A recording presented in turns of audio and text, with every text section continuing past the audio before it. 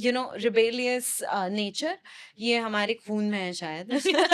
मेरे बाबा ने उनके बाबा से रिबेल किया। Yeah, I can see it from Yeah. even Aditi talking to Exactly, it. right? I mean, we can't help it. Right. या तो आप ही की देन है बाबा। आप ही की देन है, हम क्या कर सकते और हैं। क्या।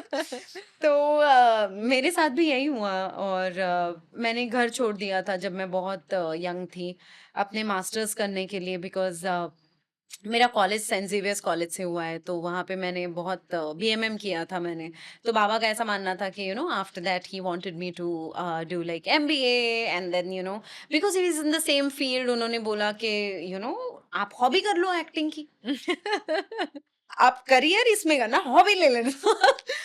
एंड व्हाट यूर एक्चुअली, जो चीज आपका ऑक्सीजन बन जाती है वो आपकी हॉबी नहीं हो सकती। Right.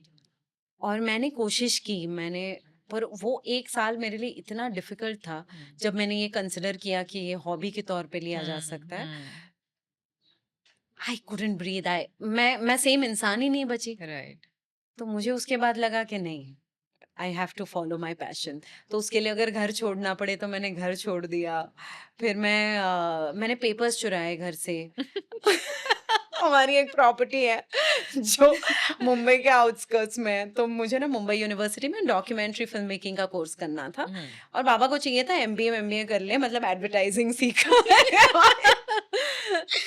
तो मैंने ना वो पेपर्स चुराए घर से, और वो जो हमारा फार्म हाउस था वो सबमिट किया, और कहा मैं इतना दूर से आती हूँ। अब मुंबई यूनिवर्सिटी में मुंबई में रहने वाले लोगों को थोड़ी ना देंगे हॉस्टल। Obviously. तो वो पेपर सबमिट की, और मैं रोज जाती थी वार्डन के पास, कोई कैंसिलेशन हुआ, प्लीज बताओ प्लीज बताओ।